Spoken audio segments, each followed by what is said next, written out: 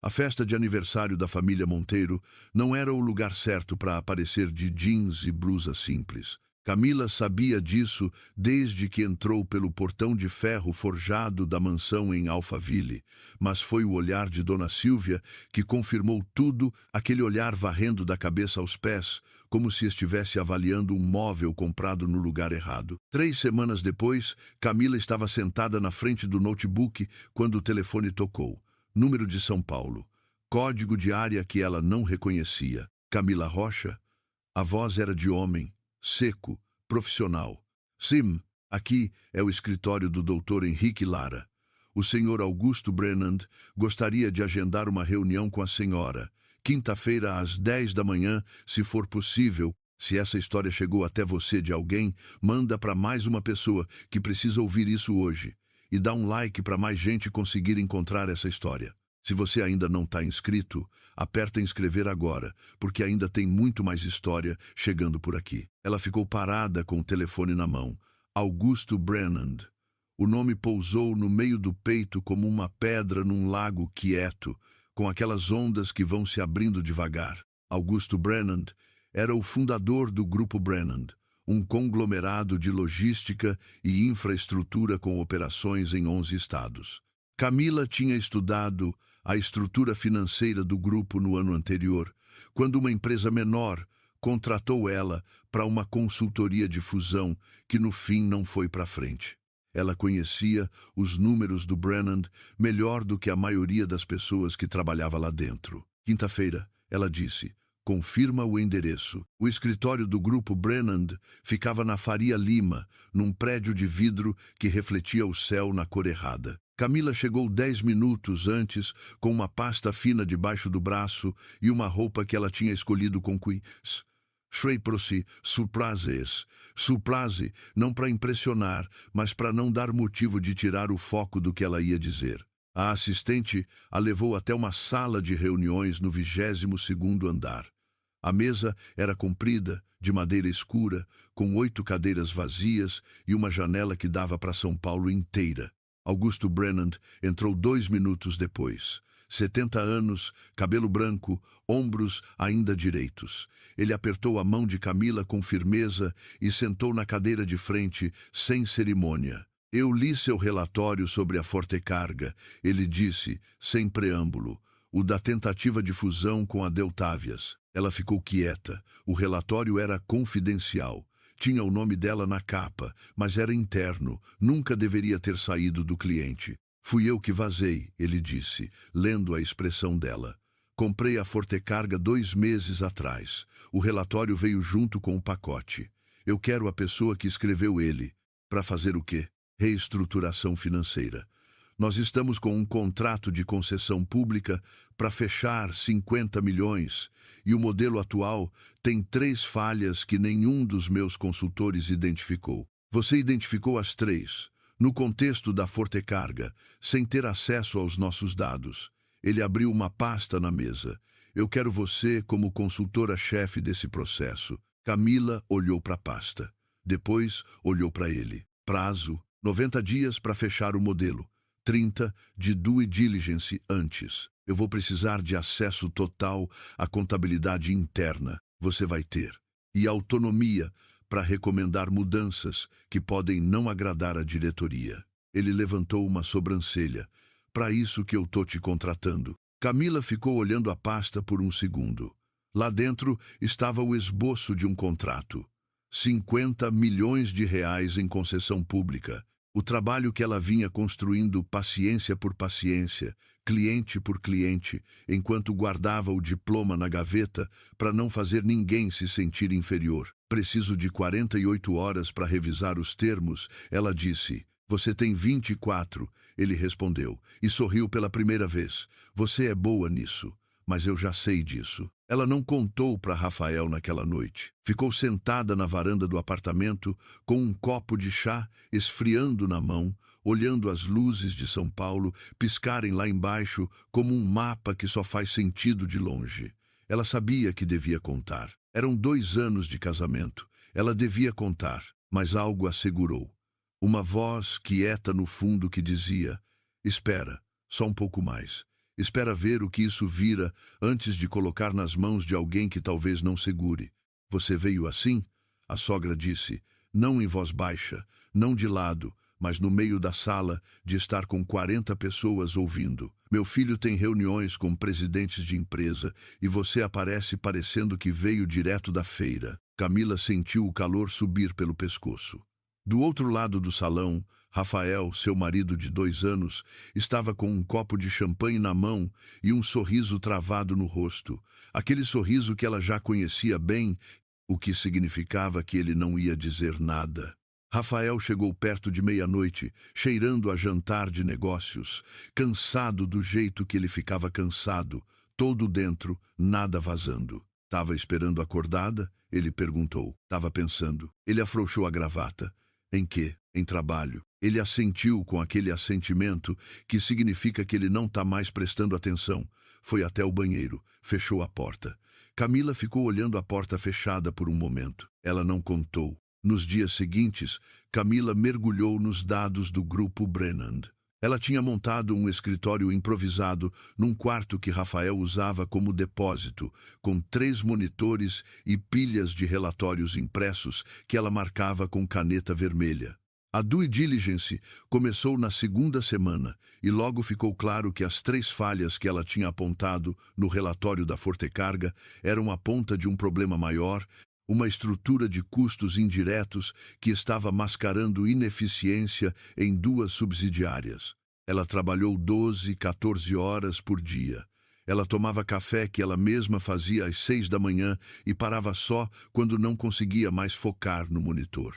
Numa tarde de quinta-feira, 3 semanas depois de assinar o contrato, ela estava no escritório do Brennan quando o telefone de Rafael tocou na tela do computador dela. Ela tinha deixado o celular dele para carregar ali por engano mais cedo. A tela acendeu com uma mensagem. O nome na tela era Isabela. Posso ligar agora? Camila ficou olhando a tela até ela apagar. Depois continuou trabalhando. Naquela semana, Dona Silvia ligou para ela pela primeira vez em meses, não para perguntar como ela estava, para convidar para um almoço de família no domingo. Vai ser informal, a sogra disse, com aquela voz que fazia informal soar como você pode vir, mas não precisa se iludir que você pertence aqui. Camila foi. Ela foi porque fazia parte de ser casada com Rafael, e ela ainda estava casada com Rafael, e enquanto estivesse, ia continuar aparecendo. O almoço foi numa casa de campo da família em Itatiba, com horta, piscina e uma mesa comprida posta para 12 pessoas. Camila chegou e encontrou Isabela sentada do lado de Rafael, rindo de alguma coisa, com a mão levemente tocando o braço dele enquanto falava. Rafael levantou quando viu Camila, mas não se afastou de Isabela. Camila, Dona Silvia disse, do outro lado da mesa, com um sorriso que não chegava aos olhos. Que bom que você conseguiu vir. Precisei insistir muito com o Rafael para ele te convidar. Ela fez uma pausa pequena, calculada. Ele disse que você anda muito ocupada. Com o que é mesmo? Umas planilhas? A mesa ficou quieta do jeito que fica quando alguém lança uma isca e todo mundo espera para ver se o peixe morde. Camila colocou a bolsa na cadeira e sentou. Consultoria financeira, ela disse. Mas hoje é domingo. Posso descansar. Claro, claro. Dona Silvia passou a travessa de pão. A Isabela acabou de fechar um processo importante no escritório do pai dela. Conta, Isabela. E Isabela contou. E a mesa prestou atenção. E Rafael sorriu no lugar certo, nas horas certas, como alguém que ensaiou o script inteiro. Camila comeu, respondeu quando foi perguntada, e não disse uma palavra sobre o grupo Brennan, sobre Augusto Brennan, sobre os 50 milhões, sobre os 90 dias, sobre os 3 monitores e o café das 6 da manhã. Ela guardou tudo aquilo dentro, cuidado, como se fosse vidro. Depois do almoço, enquanto os outros tomavam café na varanda, ela foi até a horta fingindo que queria ver as plantas. Ficou parada entre os pés de tomate e olhou para o céu de Itatiba, azul e largo e totalmente indiferente. Espera, disse a voz quieta dentro dela. Já está quase na hora. Ela respirou. Boa noite, Dona Silvia. Boa noite. A sogra virou as costas, antes mesmo da frase terminar. Faltava uma semana para a apresentação final do modelo financeiro quando Rafael disse que precisava conversar. Eles estavam jantando. Ele tinha feito aquele macarrão que ele sabia fazer de olho fechado, com alho e azeite e um pouco de pimenta. Ela tinha notado que ele cozinhava quando estava nervoso. "Tem uma coisa que eu preciso te falar", ele disse, sem olhar para ela. Camila abaixou o garfo. Ele ainda não olhava. Ficou mexendo no macarrão com o garfo, fazendo aquele círculo que não vai para lugar nenhum. "Eu e Isabela", ele começou. "Para." A palavra saiu calma. Ela não planejou, saiu assim. Ele parou. "Não precisa explicar", ela disse. "Eu já sei." Ele levantou os olhos. Havia ali alguma coisa que podia ser alívio ou vergonha. Ela não tentou descobrir qual das duas. "Camila, eu, não hoje." Ela levantou, pegou o prato, levou para a pia. "Hoje não." Ela foi para o quarto, fechou a porta sem bater e ficou sentada na beira da cama no escuro por um tempo que ela não mediu. Depois pegou o notebook, abriu o modelo financeiro e trabalhou até às 3 da manhã. A apresentação final estava marcada para uma terça-feira, às 14 horas, na sede do Grupo Brennan. Camila acordou às 5h30, fez café, abriu o modelo pela última vez, não para mudar nada, só para olhar. Era o tipo de trabalho que ela sabia que estava certo, não por arrogância, mas porque ela tinha passado 90 dias desmontando cada número e remontando do zero. Ela conhecia cada célula daquela planilha, como conhecia as rachaduras do teto do apartamento que ficava olhando quando não conseguia dormir. Rafael ainda estava dormindo quando ela saiu. Eles tinham ficado num silêncio de corredor nos últimos dias, educado, cuidadoso, o tipo de silêncio que as pessoas usam quando sabem que a conversa vai acontecer, mas nenhum dos dois quer escolher a hora. Ela fechou a porta do apartamento com cuidado. A sala de reuniões do 22º andar estava diferente. Tinha mais gente. Além de Augusto Brennan, havia 3 diretores que Camila reconhecia pelos relatórios internos, um advogado do escritório parceiro da empresa e 2 representantes da concessionária pública com quem o contrato ia ser fechado. Camila montou o projetor, abriu os slides e começou sem preâmbulo. Ela apresentou durante 52 minutos. Mostrou as 3 falhas originais, depois os 6 problemas adicionais que a due diligence revelou, depois o modelo reestruturado, depois as projeções comparadas. Ela falou sem pressa e sem hesitar, porque conhecia cada número e não precisava fingir que conhecia. Quando ela terminou, um dos diretores, homem de uns 50 anos com óculos de grau e uma gravata a bordo, olhou para Augusto Brennan e disse: "De onde você tirou essa mulher?" "De um relatório que eu comprei junto com uma empresa", Augusto respondeu. O advogado tinha perguntas. Camila respondeu todas. O representante da concessionária tinha objeções sobre 2 pontos do modelo. Camila abriu a planilha, mostrou os dados, desmontou as objeções com a precisão de quem sabe exatamente onde o argumento contrário vai fraquejar. Às 16h40, Augusto Brennan bateu a mão espalmada na mesa. "Fecha", ele disse. "Pro advogado, pro representante, pra sala inteira. A gente fecha essa semana." Depois, quando a sala foi esvaziando, ele ficou. Camila estava guardando os papéis quando ele falou. "Você vai querer saber o que vem depois disso." Ela olhou para ele. "Eu tenho mais 2 contratos de concessão para fechar nos próximos 18 meses", ele disse. "E um processo de reestruturação interna que os meus diretores atuais não têm capacidade técnica para liderar." Ele colocou as mãos nos bolsos do terno. "Eu estou te oferecendo uma posição permanente. Diretora de planejamento financeiro." Camila ficou parada com a pasta debaixo do braço. "Eu tenho uma empresa própria", ela disse. Era assim desde o começo. Desde o dia em que Rafael levou Camila para conhecer a família e Dona Silvia perguntou, na frente de todos, se ela tinha plano de carreira ou só plano de casamento. Camila tinha 28 anos, uma empresa de consultoria financeira que ela tocava sozinha do apartamento, que pagava com o próprio dinheiro, e um diploma de economia que ela nunca mencionou porque Rafael tinha pedido que ela não fizesse a família se sentir inferior. Ela guardou. Ela sempre guardou. "Eu sei." e você pode continuar tendo, mas você vai estar dentro do Brennan com acesso a operações que a maioria dos consultores de fora nunca vão ter. Ele fez uma pausa. Pensa, você tem uma semana. Ela estava saindo do prédio quando o telefone tocou. Rafael, ela atendeu. Você viu o e-mail da minha mãe? Ele perguntou. Sem oi, sem nada. Qual e-mail? Ela mandou um convite para um jantar na sexta. Família e amigos próximos. Uma pausa. A Isabela vai estar lá. Camila parou na calçada.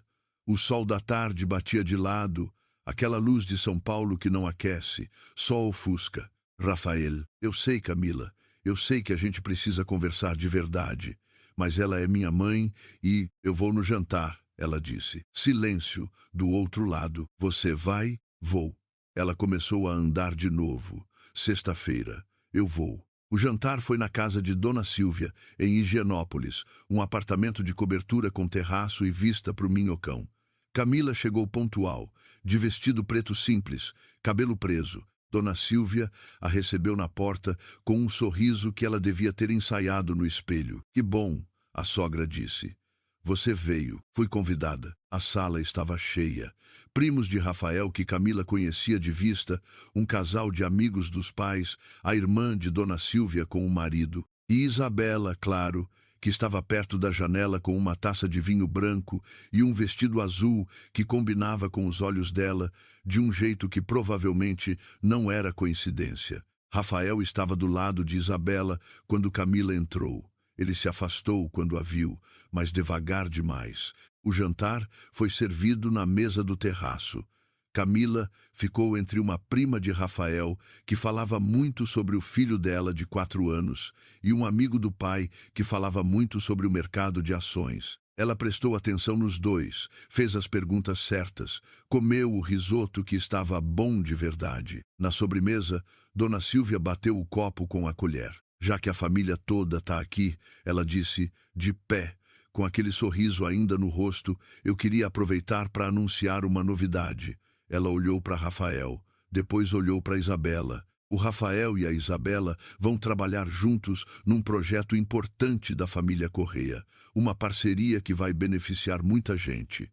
Ela fez uma pausa estratégica e que a gente espera que vire muito mais do que um projeto de negócio. Alguém na mesa fez aquele som de "Ah, que bom que as pessoas fazem quando entendem o subtexto e querem sinalizar que entenderam." Isabela abaixou os olhos com um sorriso que ela não tentou esconder. Rafael ficou olhando para a toalha de mesa. Camila colocou a colher de sobremesa na borda do prato. Devagar. Dona Silvia olhou para ela então, diretamente, pela primeira vez desde que Camila tinha chegado. Havia no olhar da sogra alguma coisa que misturava triunfo com um cuidado calculado, como quem vai dar um golpe, mas quer ter certeza que o chão embaixo é firme. A Camila entende, né? Dona Silvia disse, para a mesa, mas com os olhos ainda nela. Ela sempre foi tão compreensiva. Rafael tem tanta sorte de ter uma esposa tão discreta. O eufemismo pousou ali, na frente de todo mundo, perfumado e pontudo como sempre. Camila ficou olhando para a sogra por um segundo. Só um segundo. Naquela noite de aniversário, enquanto a festa seguia com música ao vivo e camareiros de luva branca circulando com bandejas de canapé, Camila foi pegar água na cozinha e encontrou Fernanda, a cunhada, encostada na bancada com uma taça de vinho. Não liga para ela não, Fernanda disse, mas sem muito convicção. É o jeito dela, Oisai. Ela é assim com todo mundo que não é do nível dela. Fernanda deu um gole. Só que com você, ela força mais a barra. Depois ela colocou o guardanapo na mesa, abriu a bolsa, tirou o celular e abriu o e-mail que tinha chegado mais cedo naquele dia. O e-mail do escritório do Dr. Henrique Lara, com o contrato em PDF, assinado por Augusto Brennan, com o valor do honorário de consultoria no rodapé, R$ 2.400.000,00, mais a posição de diretora de planejamento financeiro do Grupo Brennan. Ela colocou o celular no centro da mesa, virado para cima, com a tela acesa. Não disse nada, não precisou. A prima de Rafael, que falava sobre o filho, viu primeiro, depois o amigo do pai, depois a irmã de Dona Silvia e inclinou o pescoço para ler. Dona Silvia olhou para o celular. A expressão dela não mudou de imediato. Foi um processo, como gelo que começa a rachar por baixo antes de aparecer na superfície. Isso é, ela começou. O contrato que eu assinei essa semana com o Grupo Brennan, Camila disse. A voz saiu igual ao que estava dentro, quieta, sem pressa. Consultoria para um contrato de concessão pública de 50 milhões e uma proposta de posição permanente como diretora. Silêncio na mesa. Isabela olhou para Rafael. Rafael estava olhando para Camila. Eu sou discreta. Camila continuou, ainda olhando para a sogra. Sempre fui. Mas discreto não é o mesmo que invisível, Dona Silvia. A sogra abriu a boca. Fechou. Foi a primeira vez em 2 anos que Camila viu Dona Silvia sem palavra. Ela saiu do jantar antes da sobremesa terminar. Desceu o elevador sozinha, atravessou o saguão de mármore, saiu para o calor da noite paulistana. Ficou na calçada por um momento, olhando o minhocão iluminado lá em cima, feio e presente como sempre. O telefone tocou. Rafael. Ela não atendeu. Caminhou até a esquina, chamou um carro, ficou esperando encostada no muro de um prédio. Havia um bar ali na frente com música saindo pela porta aberta, um pagode lento que ela não reconhecia, mas que tinha o tipo de levada que faz o peito afundar um pouco. O carro chegou. Ela entrou. Nos 3 dias seguintes, Camila ficou no apartamento trabalhando. Rafael veio na noite de sábado. Ela ouviu a chave na fechadura, ouviu os passos no corredor, ouviu ele parar do lado de fora do quarto onde ela estava trabalhando. El battu, pode entrar, ela disse. Ele abriu a porta e ficou parado no vão. Estava sem gravata, com aquela aparência de quando ele tirou a armadura, mas ainda não sabe o que fazer com o que ficou embaixo. Você devia ter me contado, ele disse. Sobre o Brennan, sobre tudo, o contrato, o trabalho, o quanto ele parou, esfregou a mão no rosto. Eu não sabia que você estava tocando uma operação desse tamanho. Você não perguntou. Ela disse isso sem acusação, só como fato. Você nunca perguntou. Ele ficou parado no vão da porta. Havia alguma coisa nele que ela nunca tinha visto antes, ou talvez nunca tivesse olhado com atenção suficiente. A expressão de quem percebe tarde demais que estava olhando para o lugar errado. E a Isabela? Ela perguntou. Ele não desviou o olhar dessa vez. Não aconteceu nada. Rafael, não aconteceu nada físico. Ele soltou o ar. Mas eu sei que isso não é o ponto. Não era. Ela sabia que não era. E o fato de ele saber também mudava alguma coisa pequena, não o suficiente para consertar, mas o suficiente para ela não precisar explicar. O que você quer? Ela perguntou. Ele ficou em silêncio por um momento. Eu não sei. Então, quando você souber, a gente conversa. Ele assentiu. Virou para sair. Parou com a mão na maçaneta. Você vai aceitar a posição no Brennan? Ela olhou para o monitor, para o modelo financeiro aberto, para as colunas de números que ela tinha construído semana a semana enquanto fazia risoto e ia a jantar de família e guardava o diploma na gaveta. Vous, ela disse. Ele saiu e fechou a porta com cuidado. Camila não perguntou por quê. Ela já sabia. Dona Silvia tinha um plano para Rafael desde sempre, um plano que envolvia Isabela Correia, filha de uma família de construtoras do interior de São Paulo, loira, alta, formada em Direito na PUC, com o tipo de sobrenome que abre porta em reunião de conselho. Isabela continuava aparecendo nos eventos da família com um sorriso de quem sabe que o lugar ainda é dela só porque ninguém assinou nada ainda. Se você tivesse no lugar da Camila, você teria mostrado o contrato assim, na frente de todo mundo, ou teria ficado quieta? Me conta nos comentários e fala de onde você está assistindo agora. Na segunda-feira, Camila foi até o escritório de Augusto Brennan e aceitou a posição. Ele ouviu, assentiu, mandou chamar a assistente para tratar dos detalhes burocráticos e então ficou olhando para ela com aquela expressão de quem foi direto ao ponto, mas tem mais uma coisa guardada. Tem uma coisa que eu preciso te dizer, ele falou. Ela esperou. Eu conheço a família Monteiro. Ele abriu uma gaveta, tirou uma pasta fina. O pai do seu marido e eu fizemos negócio juntos há 22 anos. Não terminou bem. Ele colocou a pasta na mesa, mas não abriu. Eu sabia quem você era quando mandei te chamar. Não só pelo relatório. Camila ficou olhando para a pasta. Você sabia que eu era casada com Rafael Monteiro. Sabia e ainda assim me contratou. Por causa do relatório, ele disse. Só por causa do relatório. O resto não é conta minha. Ele empurrou a pasta na direção dela. Mas você precisa saber disso antes de entrar. Porque quando o contrato de 50 milhões aparecer na imprensa, e vai aparecer, o nome Monteiro vai aparecer junto. E quem for procurar vai achar a ligação. Camila abriu a pasta. Dentro havia uma reportagem antiga de uma revista de negócios de 2002, com foto do pai de Rafael apertando a mão de um sócio numa inauguração. E embaixo, num clipe, um documento de dissolução de sociedade com uma anotação manuscrita que ela não conseguiu ler. O que aconteceu?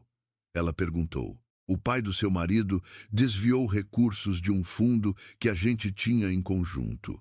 Não foi para processo porque a família pagou o acordo em silêncio. Ele cruzou os braços. Ninguém sabe disso fora de quem estava na sala. Camila ficou olhando o documento. Ela estava dentro de um jogo que começou antes dela existir.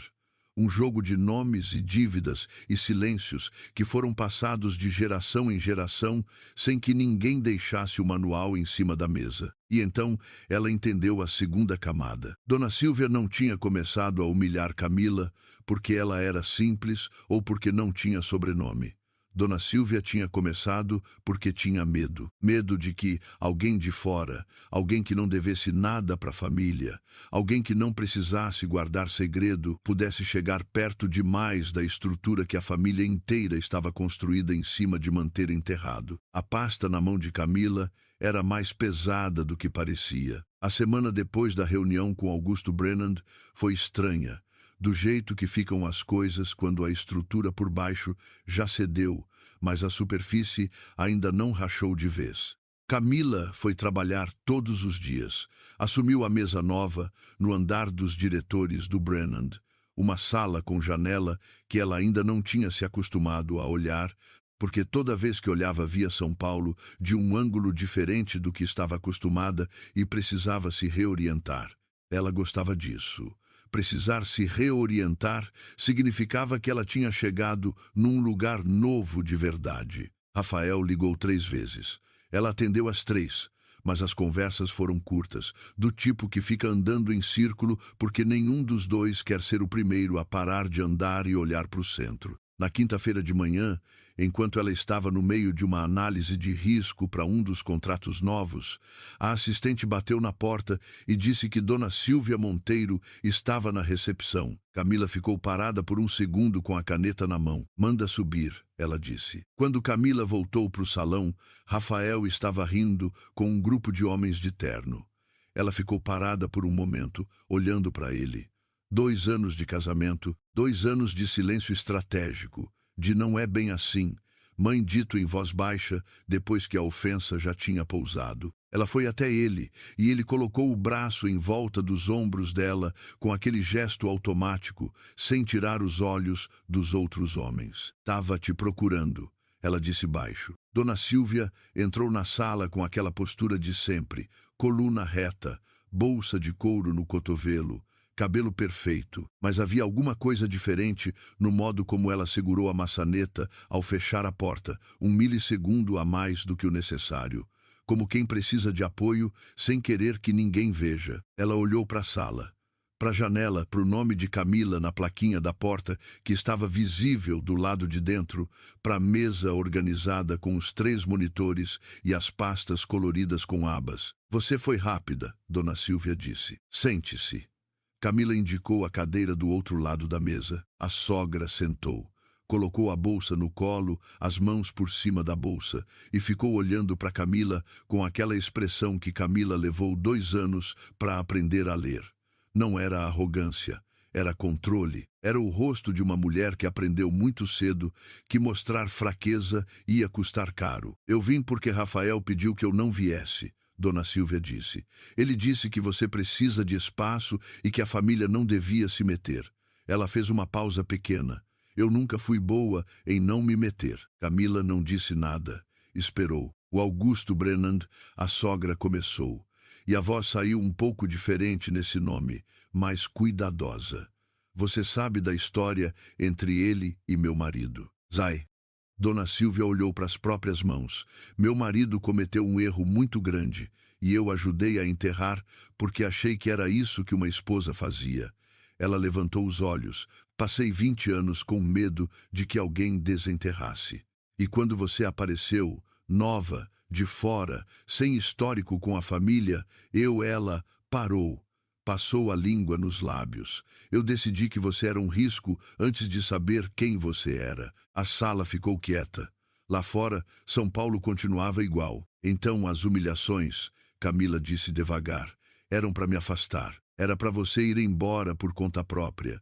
A sogra disse isso sem desviar o olhar. Se eu a tratasse mal o suficiente, você ia cansar e ir embora. E o Rafael ia acabar com a Isabela, que é da família Correia, que sabe guardar segredo porque tem os próprios segredos para guardar. Uma pausa. Eu calculei errado. Camila ficou olhando para ela. Era isso.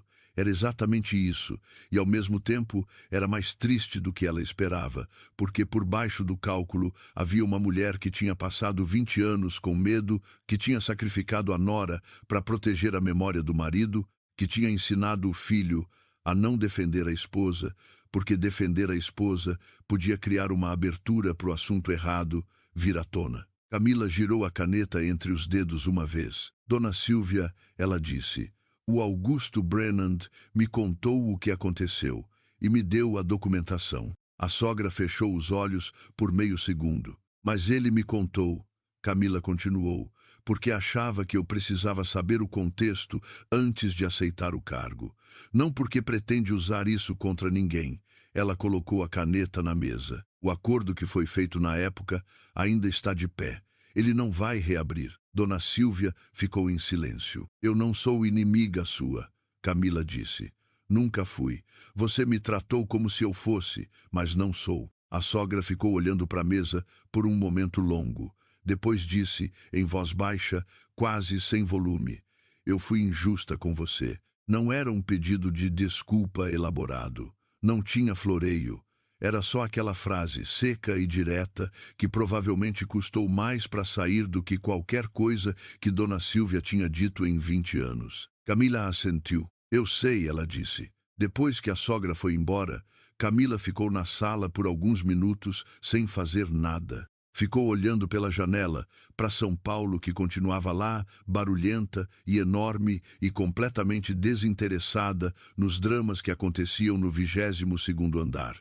Havia uma sensação estranha no peito.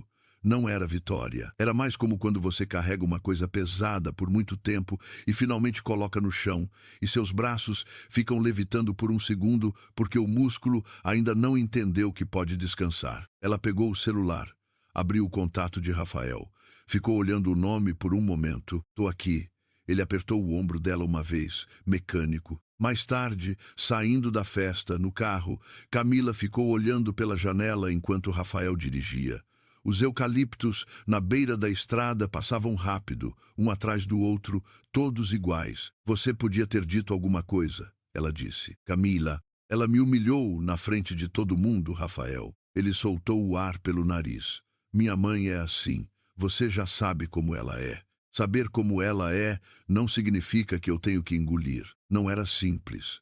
Ela sabia que não era simples. Duas pessoas podiam se amar e ainda assim construir um hábito de não se enxergar.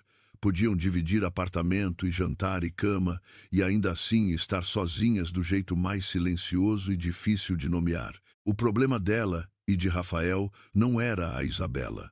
Isabela era um sintoma. O problema era que em 2 anos ele tinha aprendido a não perguntar e ela tinha aprendido a não contar. E nenhum dos dois tinha acordado um dia e decidido isso. Tinha sido uma erosão lenta, 1 milímetro por dia, até que de repente o chão estava diferente e eles estavam em pé, em lugares distintos, sem saber quando tinham se separado. Ela guardou o celular. Havia uma coisa que precisava acontecer antes.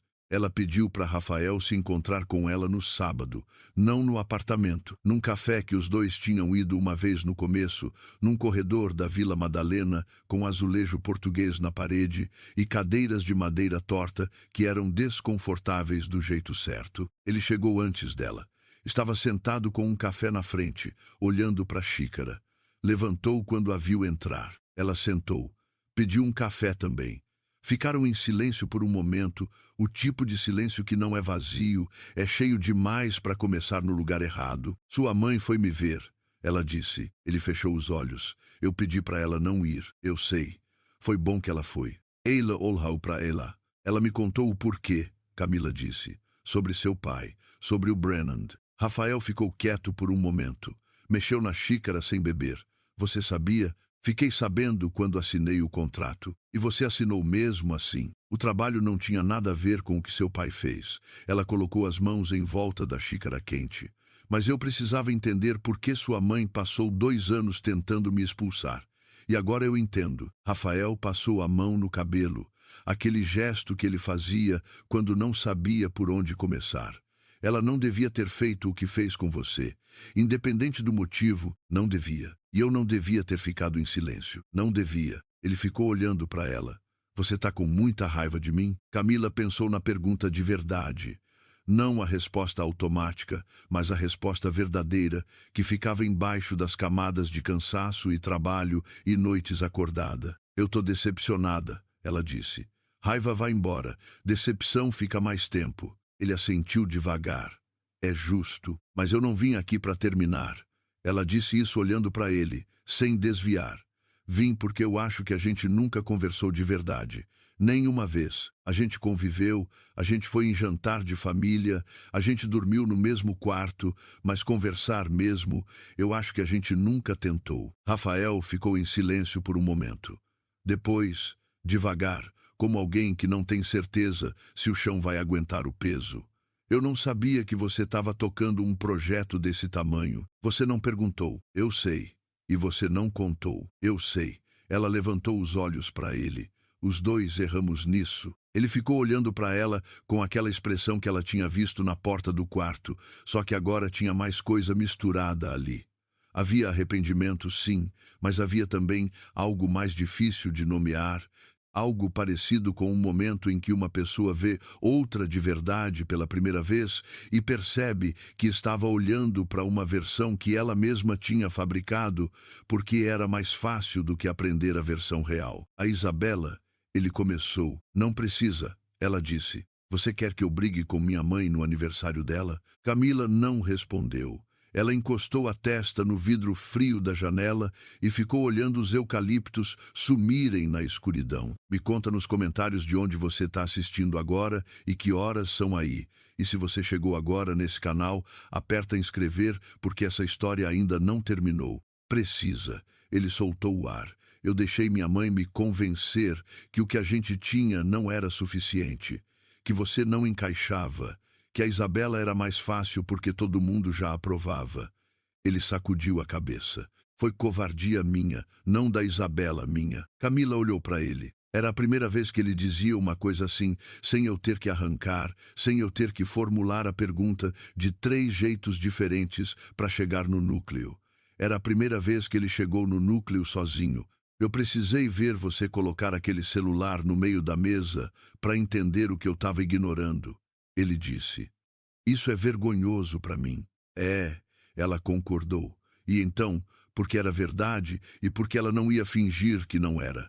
Mas é um começo. O café esfriou nas xícaras enquanto eles continuavam conversando.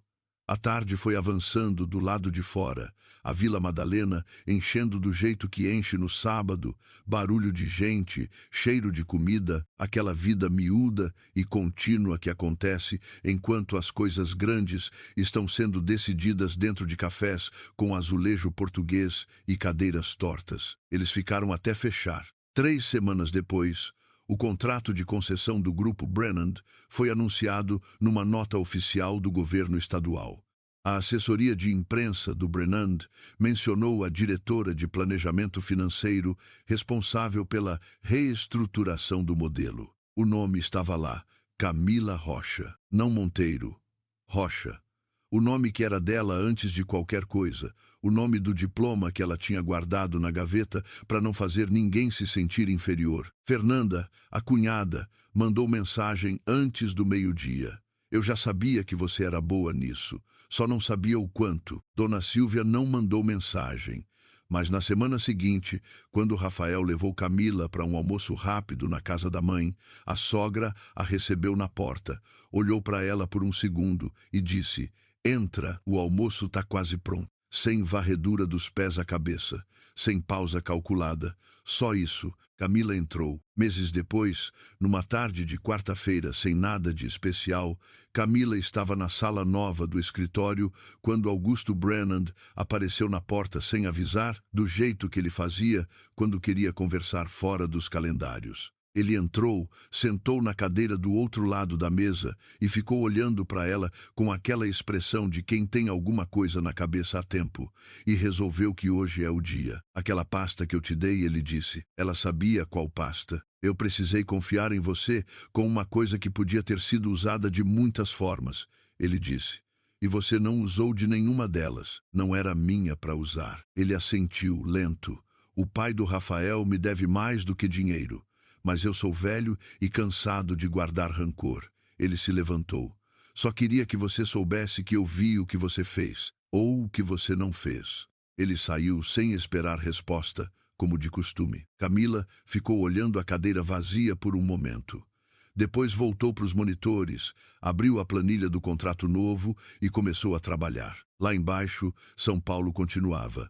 Os carros no Minhocão, a fumaça do churrasco do boteco na esquina do quarteirão de baixo, que subia até o 22º andar em dias de vento favorável, o barulho constante e vivo de uma cidade que não para ninguém, e que por isso mesmo é o único lugar onde certas pessoas conseguem finalmente parar de se esconder. Camila não tinha mais nada guardado na gaveta. Qual foi o momento que mais te pegou nessa história? Foi quando Camila colocou o celular no meio da mesa? Foi quando a sogra admitiu que calculou errado? Ou foi aquela conversa no café da Vila Madalena? Me conta nos comentários e fala de onde você está assistindo agora. Que horas são aí? A gente lê todos.